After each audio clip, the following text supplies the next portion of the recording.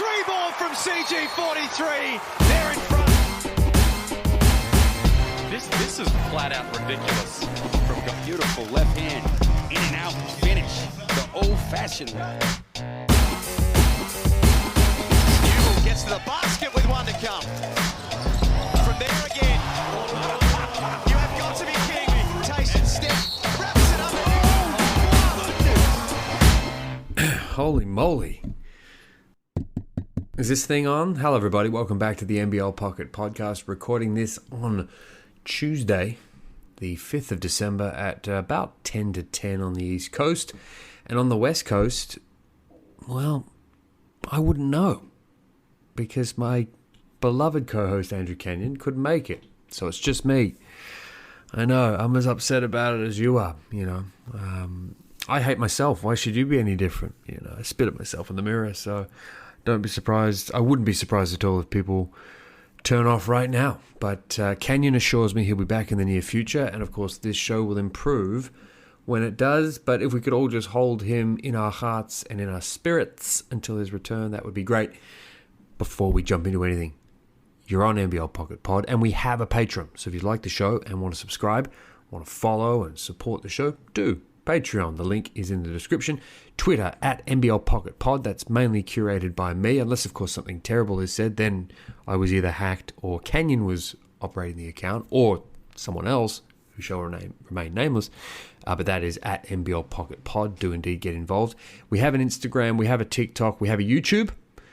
None of them are particularly populated. The YouTube though, if you're one of those people that kind of likes to listen to pods through a website at work or something, or you know, you're bored at work and you want to have an extra tab open and listen to something, we are available audiograms on YouTube. There's an AI that does it for free, so there you go, podcasters. If you're interested, contact me and I'll tell you how to do it. More important than all that BS is, what are we talking about this week? My topics are Josh Giddey. We're actually going to have a chat about it, or at least I am. 36ers and their scheduling schemozzle. Brisbane. Are Brisbane the most charitable team in the NBL? Then we're talking about positionless All-NBL teams. And then a segment I'm calling How Are We Looking? A look at the table and what's happening and what's good. And then we're going to talk a little bit about podcasting and media. The NBL podcasting season is kind of ticking along and seeing what's going well, what's not, what's working, the media side of it. Very brief chat there. I don't really have a lot to kick on with. But before that, let's talk about Josh Giddey. As much as is allowed, boy, this is... I go back and forth on the reporting. 2 seconds, just got to shut a door here. I go back and forth on the reporting. I think that it's been measured, it's been cautious, but it hasn't been terrible. Not in this country anyway. I don't think that a lot of US outlets are particularly game on the story. It's a horrible situation. It's a lot of legality around it. Very interesting one.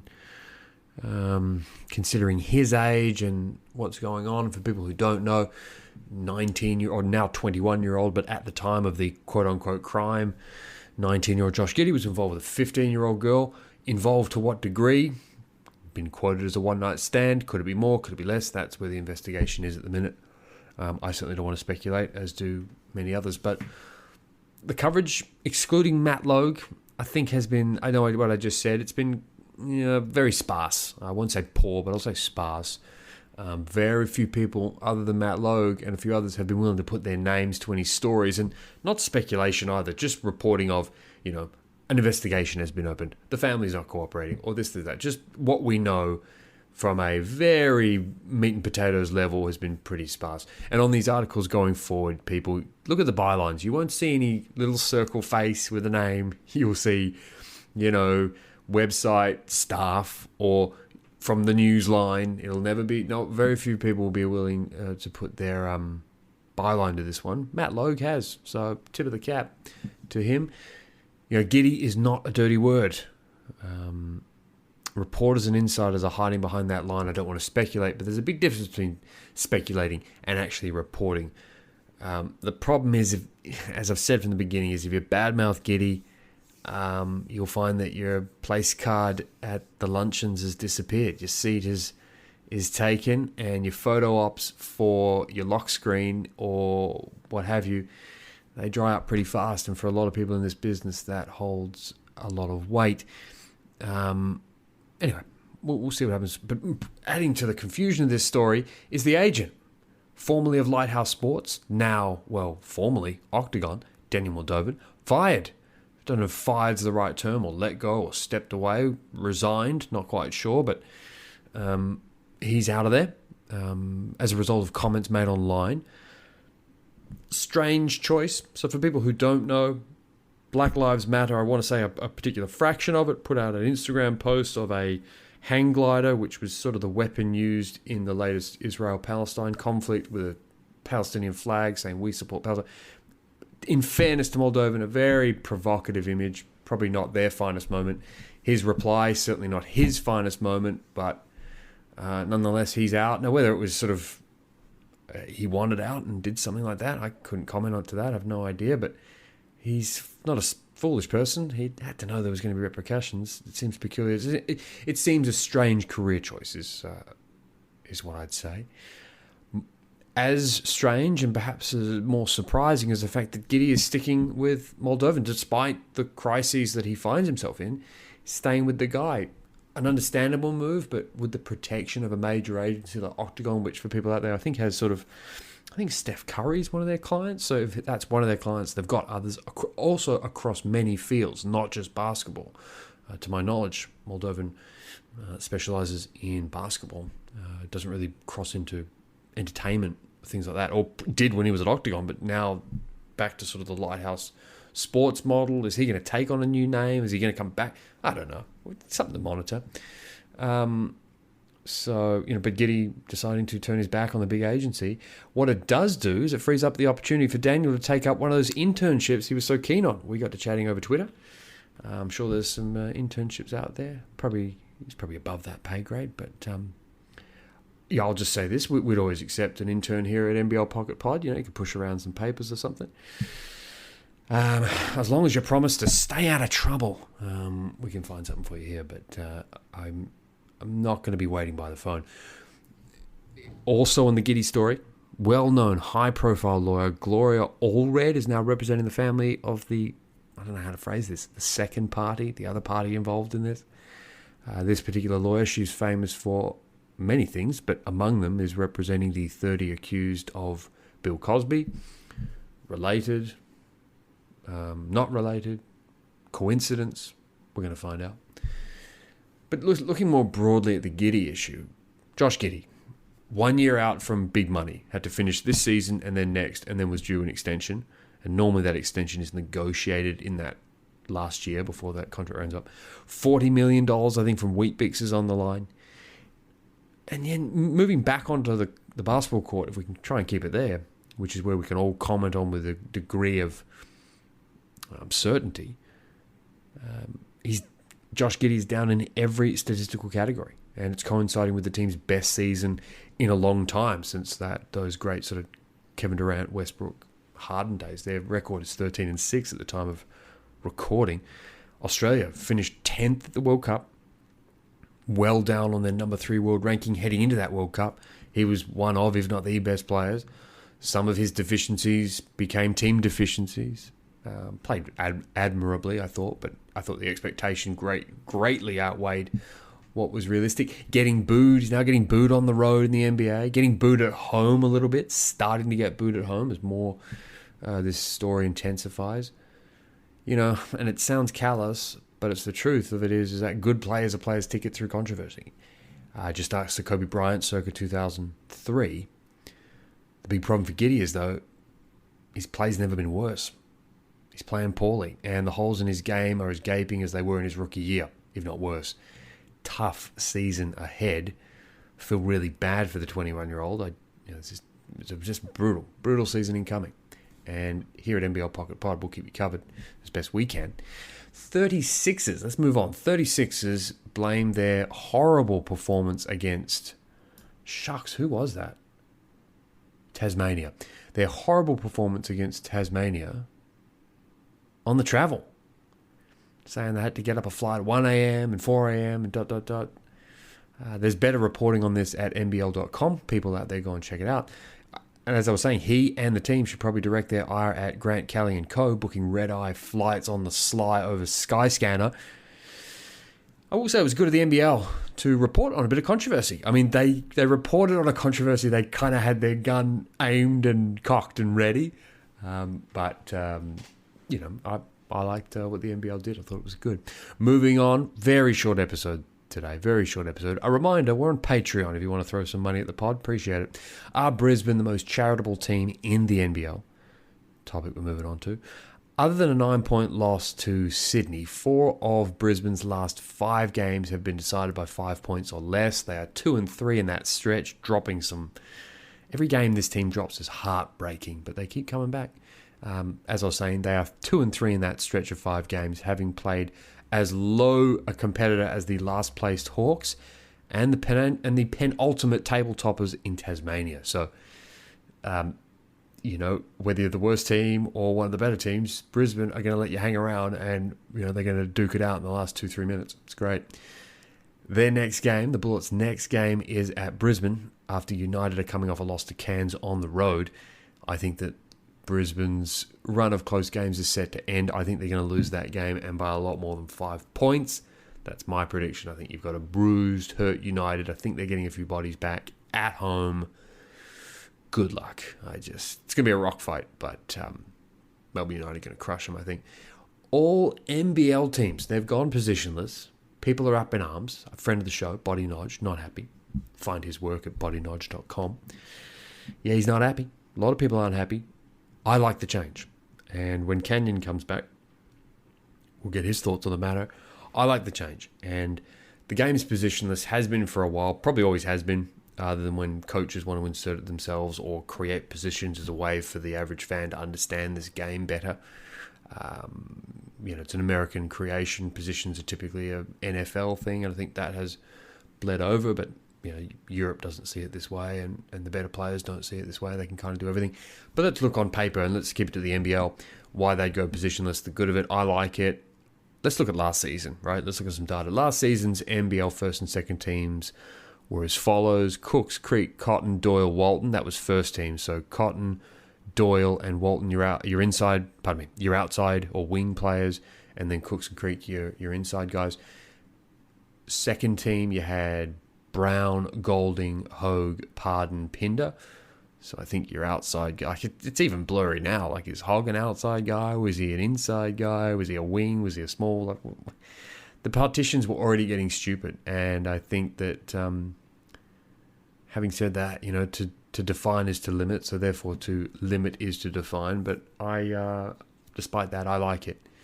I like the change. And what's interesting is if you didn't have that partition last year, you'd probably see Jarrell Brantley make it to one of those teams. Probably not the first team, probably the second team. Pinned had a good year. Just Golding come out of that team and Brantley go in if there's not the inside-outside partition. That would be a more accurate depiction of who was best. I mean, now without that, Brantley, who I don't think finished in the top 5 in the MVP voting, his contribution, except with the hardos, kind of disappears. He's not on that, etched on those awards. Does it matter? Probably not. But, I don't get the counter argument that these partitions in the awards somehow were these Roman columns of the sport that held up the sort of good virtues of teamwork and I don't get it. It'd be different if these teams were being selected and then going off and playing in the Summer League or, form part of the Olympic squad or something like that. I don't know. Or formed an NBL team select that toured the country and the planet or whatever. But they're not doing that. This is just, the awards are just there to value and reward the top 5-10 guys. I've never really understood the position thing. And, the positions have been ridiculous from the beginning, where Creek has fallen into inside-outside. There's always the debate about it. I suppose that's kind of fun. But do read Body's article. We love Body here, but I disagree with his article. And I think the big issue here is, I'm not criticizing anyone. Well, actually, I am. I am criticizing. People say that I'm not doing this, but they are. I'm about to do it. I think this is another chance to take a shot at LK and Larry Kesselman and the new ownership group. I don't think it's change for change's sake.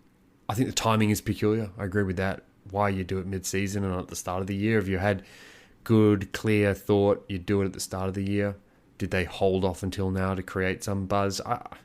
they're in a contract year with the TV rights. Maybe. I wouldn't have thought so, but here we are. But I think a lot of people are using any sort of change in the NBL to take a punch, a low blow at the current management. And I'm all for low blows.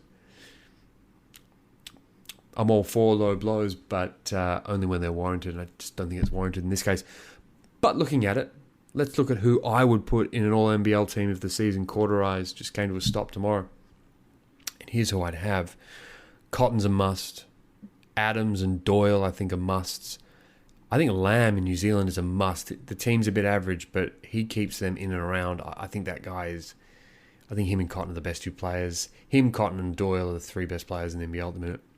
Cotton, then Lamb, then Doyle, just from a pure schoolyard, line them up, roll the balls out, who you picking first. It's Cotton and Lamb. I think Lamb's awesome, fun to watch, real smooth. Yeah, Christmas Lamb, you know what I mean?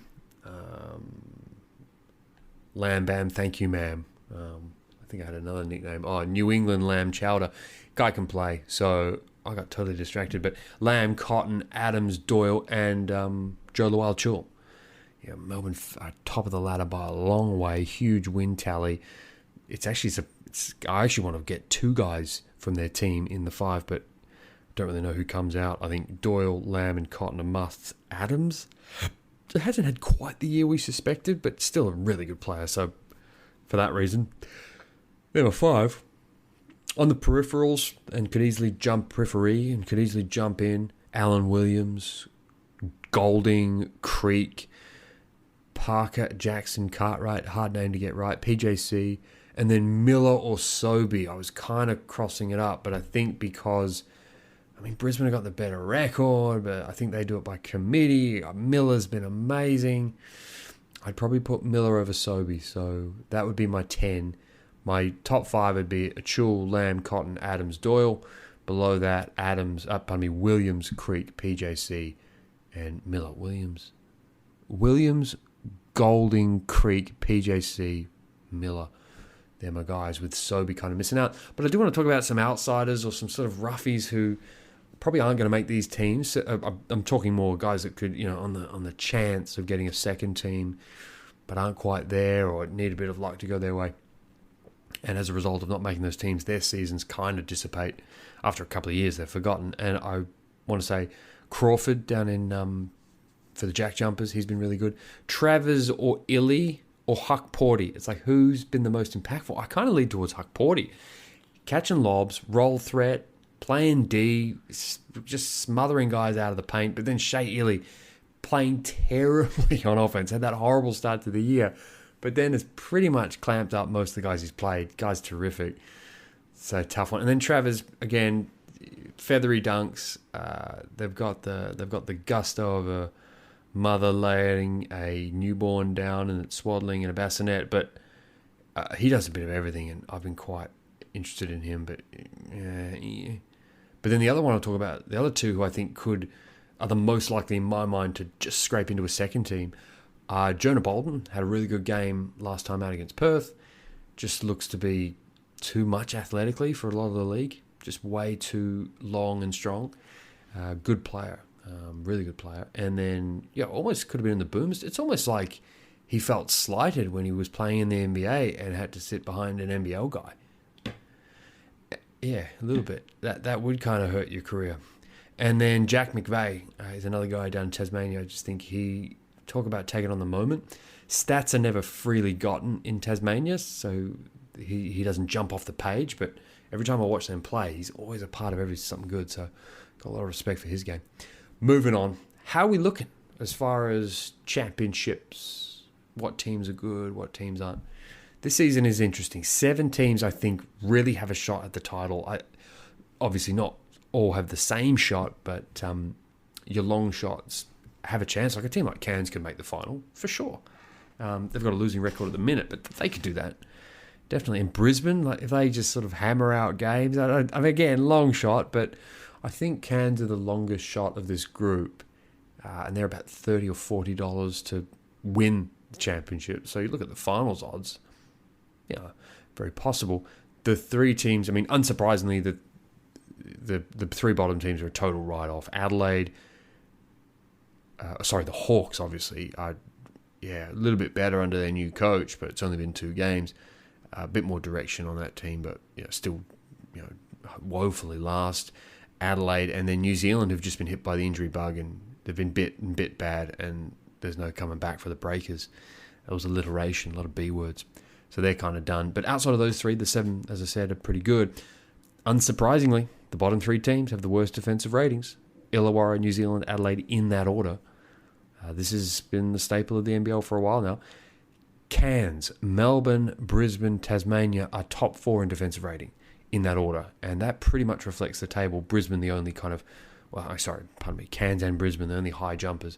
Melbourne, Tasmania in the top 4. So Brisbane just need to up that offensive game. But as the way, if you play D in the NBL, you're always a chance. And even Cairns and Brisbane, I'm not writing them off for sort of real... Certainly top 6 chances, top 4 chances. Last 2 teams of the season, probably not, but they could be irritating. Interestingly, Sydney. The Sydney Kings are 7th in defensive rating, and by quite a bit. And I think we talked about this last time, Canion and I. The team's kind of missing that guy on the wing. They got Bolden, and he's still finding his feet, and maybe he matures into it, but they've got size in that position, Tui and Valentine, but they don't have that Justin Simon, Cooks, Swaka the Bullock. And I know Cooks is a bit bigger, but he was so athletic and long, he could do everything. He could guard 1 through 5. They don't have that guy. And that wing guy who's just causing trouble for the team's best offensive player and able to get out and run. Simon was really good at that last year, and they just don't have it on this roster. Quite the opposite. Tui and Valentine are very different to Simon, and it's kind of showed. But even Swaka 2 years ago, Swaka the Bullock, huge defensive threat on the wing, and just his assignment was hit an open shot, get layups when you're out in the break, and when the game slows down, go to the team's best and try and stop him. And that has always worked well for Sydney, and they just don't quite have it. Galloway's shown a lot, but it's not quite there for mine. I need to watch a bit more of him. I don't want to chastise him, having not fully solidified my thoughts on it, but he's there. So anyway, to wrap it up, how are we looking outside of the 3 hopeless outfits? The year is good. Moving on to our last topic, we're at 22 minutes. We're going to come well under this week. I think last week the episode had about 650 listens. Maybe not quite 550, something like that. I stopped checking a long time ago, but for those that do listen and enjoy, I really appreciate it. And you can get in touch with us anytime on Twitter or at NBL Pocket. Twitter at NBL Pocket Pod. But also via Gmail, nblpocketpodcast@gmail.com. Send through any questions or rude photographs or whatever. Blackmail attempts, put it all through there.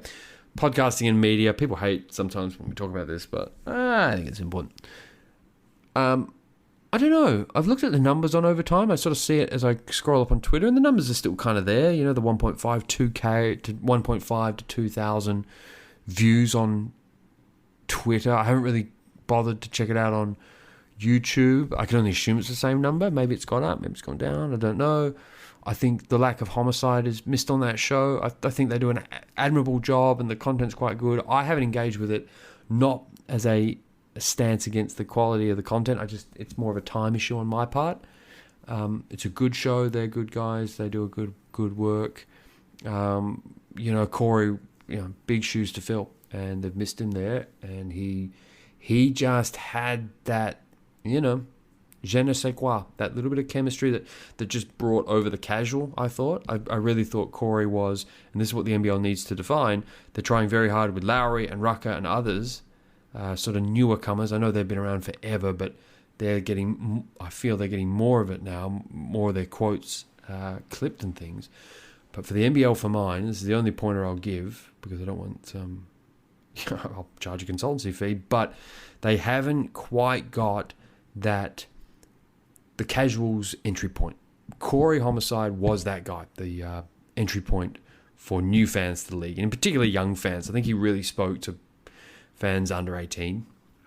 They haven't quite found that talent yet, and I don't know who it is either, so it's a tough job locating who these people are, but they've got to find out who that is, and whether it is someone younger or older, I don't know, but The other guys are great. They're very technical. They're very knowledgeable. They speak well on camera. They've got great chemistry with each other. But, I think in the light of day, if you just said, who's speaking to the biggest growth market of basketball in Australia, the under 18s, that may be, or maybe it's a tonal thing and those guys can do it and change. I don't know. I'm not around it enough. I don't look at their numbers well enough. But changing tact a wee bit, the Las Vegas Grand Prix happened just recently and it was made a lot of money. That week in Vegas made more money than the entire year combined or something. Maybe I'm wrong about that. Or maybe it beat out the other big weeks of the year in Vegas. I think Thanksgiving is normally big over there and similar time. And no, here's what happened. Normally Thanksgiving is a bad week in Vegas. They held it during the Thanksgiving and it basically beat out every other time of year. So F1's really big. Why do I bring up F1?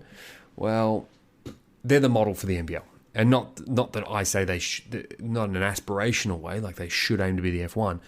They're trying to replicate that, and so it's good to look at it at the blue ribbon top level and see what they're doing and how it correlates or doesn't quite sync up with the NBL. But so the F1 does all its own media in-house, much like the NBL does. The NBL has NBL media, and they do that in-house, and then they distribute it to their partners, be it Fox Sports or BN Sports or whatever F1's on in Europe. I really don't know.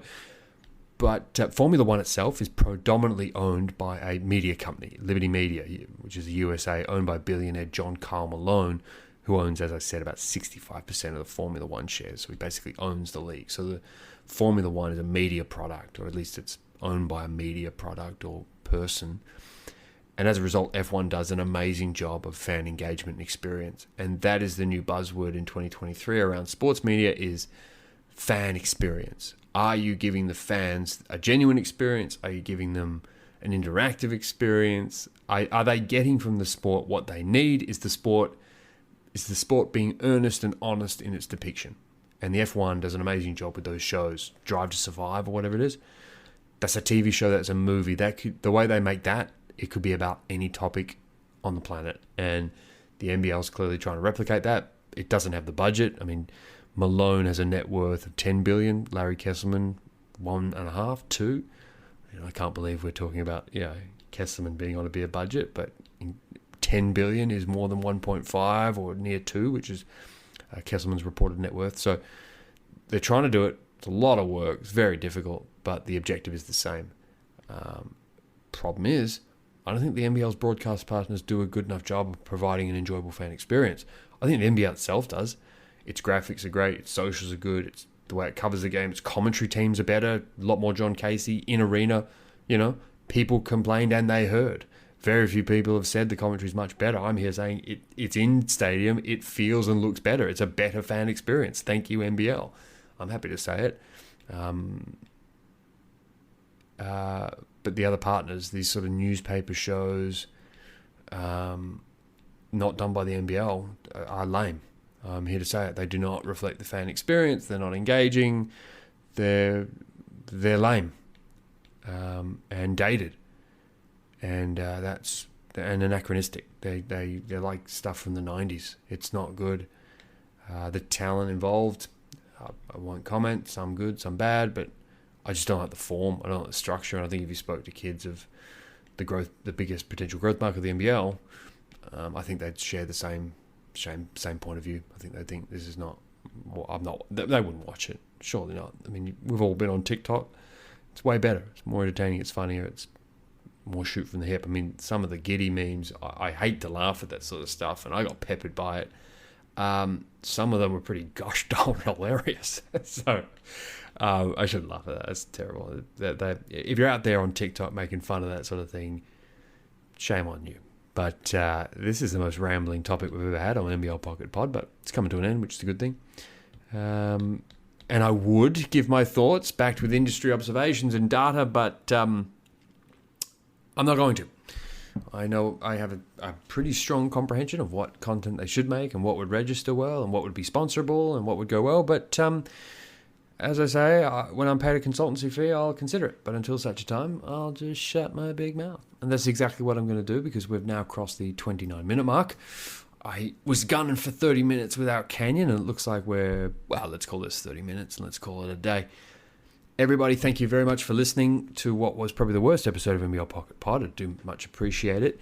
Canion will return. We know he's your favorite. It's fine. I'm not hurt. The lights at the disco have come up. My mug is in your face. I get it. We all want to kiss a prince. And the sweet prince, Canion, will return. I'm getting out of here, but before I do, for about the 4th or 5th time, we have a Patreon. And if you enjoy the show, become a Patreon member. It's $5 a month or something. It's like $2 an episode. We'd appreciate that if you could. Twitter at NBL Pocket Pod. Insta, NBL Pocket Podcast or something like that. And then YouTube as well if you want to listen to this on the sly on your employer's dime. Do indeed. Thanks very much, everyone. Joe Core here, and see you next week. Bye.